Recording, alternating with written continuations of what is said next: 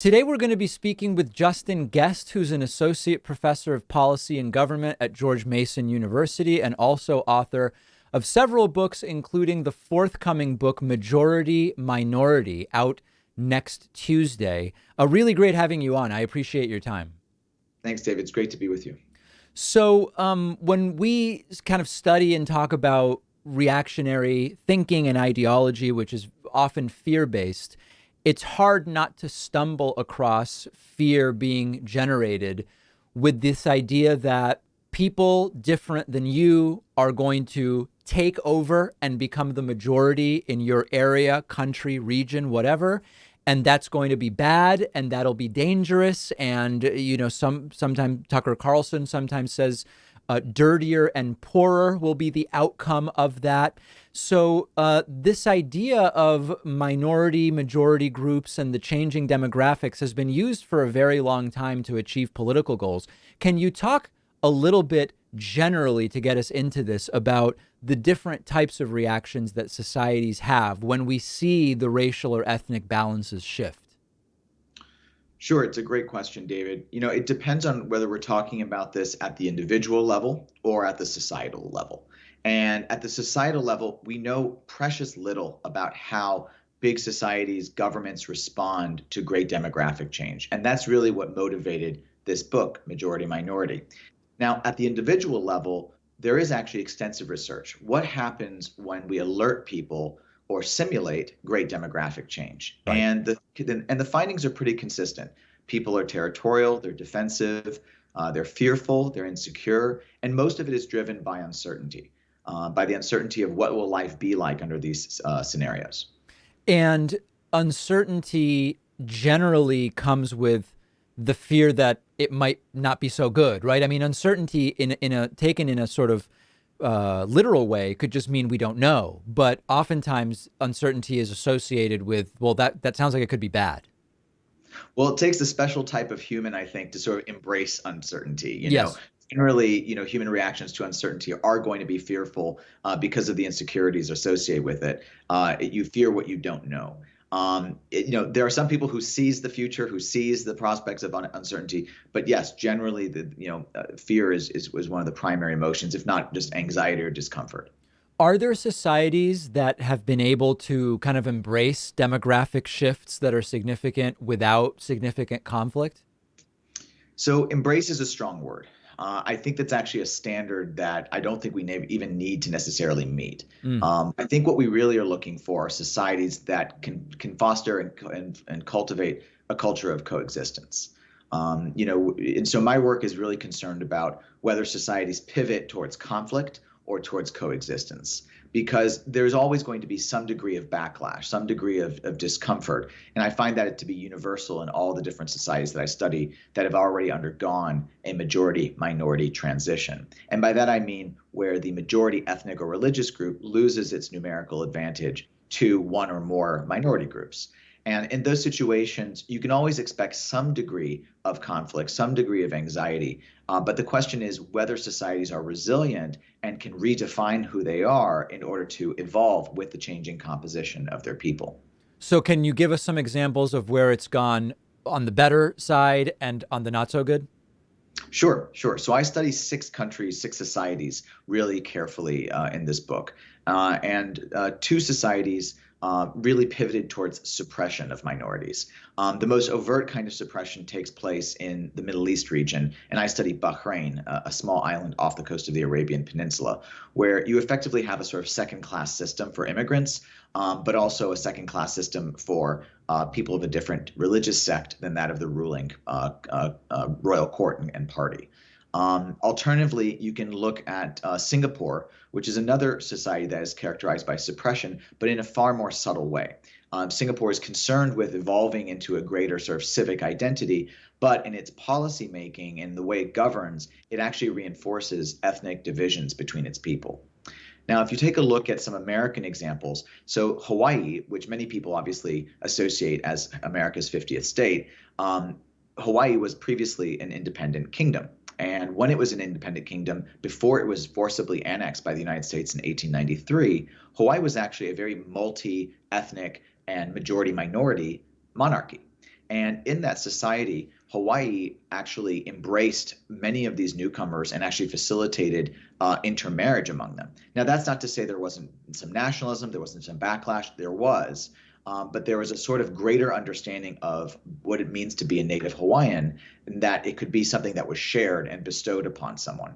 That really took on new meaning in the 20th century after Americans took over the archipelago, because the Americans put in a very strong assimilationist regime that basically treated any person of color, any person who was not white Anglo-American, as someone to be dominated in a sense. And so what you saw was a lot of intermingling among Hawaiians with people who were previously thought of as immigrants, the Japanese, the Chinese, the Filipinos. And that intermixing created a reconception of what it means to be Hawaiian in the future. That's interesting. And there, it's very popular among some in the United States to say Hawaii is just a mess, and they give different reasons why.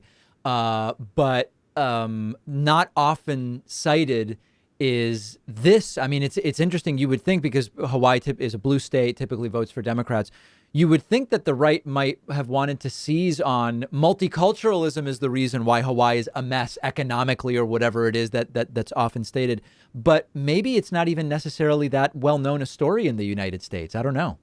Yeah, I don't think of Hawaii as a mess at all. I think of it actually as a paragon in many Yeah. ways. The way that they have been able to embrace demographic change over the course of their history to broaden the understanding of what it means to be Kanaka, to be a native Hawaiian, is really actually exemplary for how I think we want to evolve the civic identity of what it means to be American. Very generally speaking, top level, there's the idea that in the United States, the way the political divisions are, the left tends to be more accepting of demographic changes, while the right tends to be more fearful and critical of demographic changes. Can you flesh that out a little bit more in terms of whether that general assessment is always or mostly correct, and maybe some of the exceptions or kind of strange interplays to this perspective? Sure, it wasn't always true, particularly when the left was associated with unionism, which, in historically speaking, we're talking 80 to 100 years ago, was actually relatively closed and kind of reproduced a lot of the social and cultural inequities in American history. But certainly in the contemporary moment, that's true. Generally speaking, the left not only embraces demographic change, it almost anticipates it. With the election of Barack Obama, many Democrats crowed about demography being destiny, and how this was the path to electoral victory forevermore after.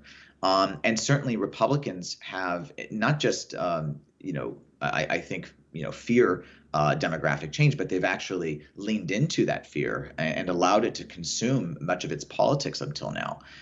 In many ways, the Republican Party is a very nostalgic party right now, yearning for an earlier period in American history, that when they could make America great again. And so, in light of that demographic, the relationship with demographics, I think that is generally the case. But it's also been reinforced by our politics. Ever since the Democratic Party really moved to the center economically and embraced kind of greater neoliberalism, the real differences between the Democratic Party and the Republican Party in the United States are principally on cultural issues right now. Right. Certainly there are economic differences, but the real, gaps are on cultural matters. And a lot of that is about how you treat minority groups, whether they're minorities because of their sexuality, because of their ethnicity, because of their religion, whatever it is. Generally speaking, that is where you see the greatest kind of rift. Yeah, it seems even things like wanting a citizenship question on the census, or the focus on critical race theory, to the extent that any of the people focusing on it understand what it is. These things seem to be not so indirectly related to exactly these same issues we're talking about. Oh, I think you're being modest. They are directly related to Okay. politics of demographic change. Absolutely. One of the greatest dividers, but also uniters in the course of history of great demographic change and majority minority transitions is the socialization of youth. How we actually educate our young people going forward, and our schools, the sort of engines of integration and upward mobility together. Are you integrating your schools, and are you learning a common language and moving forward together? Or are you going to have debates over what we teach in schools? In many ways, textbooks have actually have a long history of being debated, whether they recognize the contributions of minorities over history, how you treat historic inequities, and perhaps the inconvenient truths of the country's history. It's quite common. And then, with regard to census questioning, that's a matter of power. When you are excluding, people from a population count, you're also excluding them from power. And so these questions are integral, and they're produced by the fraught politics of demographic change. Can you give some other examples of the sort of battles that are being had? So we've got the citizenship question, critical race theory. You've talked about textbooks and how history is taught. There's let's make English officially the one official language of the United States. What are some of the other kind of ways in which we can see this battle fought? Sure, you can see it in the battles over culture, over music, and over art, and over sports. I think back to Colin Kaepernick's effective cancellation from the NFL when he was taking a knee before the national anthem in protest of police brutality and discrimination. I think of the battles over Confederate monuments and the desire to protect them. Right. You can also look at the world of commerce. Do we see racialized poverty, or do we see the marketplace as a place of interdependency? The politics of affirmative action in whether it's education or employment. All of these are very much related to demographic change and how we manage it. So there's the question, there's sort of empirical questions about, is the demographic change happening, and what data points do we have, as you've researched in the book, about other places that it's happened? That's one side of it. There's also the reality that for a lot of people, this rhetoric really resonates. And some, at least, of Donald Trump's rise to power was, Mexico's not sending its best, China's treating us very unfairly, et cetera. Muslim terrorists are coming up through the U.S.-Mexico border. MS-13 is being, quote, released into the community, all of this different stuff. It seems very politically effective, and I'm curious your thoughts on how can it be diffused so that it's not so politically effective, or is there something visceral about it that just works? Sure, there is something visceral, but it can be defeated. And, politicians and public officials more broadly, including even business leaders and civil society leaders, have to become more adept at calling out fear-mongering for what it does. It divides. And if we are going to survive as a nation, if we are, and this is the most nationalist thing I think I can say, is you want to survive as a nation. And if you want to survive as a nation, you have to cultivate some degree of solidarity and unity. And when you have politicians trying to profit in the short run to win elections with divisive rhetoric that doesn't have a huge evidentiary basis, we're all going to lose. And so I think that the opponents of this kind of fear mongering have to call those things out. People like Donald Trump are trying to divide American society, which weakens us in the future. It weakens us economically. It weakens us socially. And so I do think that that's the way forward. But complementing that idea is you can't just tear down the opposite side's tactics. You also have to have a strategic vision yourself. And that's where the creativity comes in. We have to actually cultivate an understanding of who we are as a country in a way that evolves from the historic understanding of a white mainstream. It has to be one that is not necessarily hitched to race or ethnicity or religion, but one that's about a civic sense of belonging, a civic sense of purpose. Yeah, I mean, it's tough. I guess we would benefit from having sort of like some kind of a PR consultant help with this conversation. But, when they say immigrants commit more crime and they're taking our jobs and so on, I mean, it's easy in a sense to say that stuff's not true. And here we have all the studies, and native born Americans commit crime at a higher rate. And why wouldn't they? They don't have a fear that they're committing crime in a different country. We can do all that stuff. But it just seems like you're kind of, pushing a boulder up a mountain in a sense, because it's always tougher to interject facts when the emotions work so well.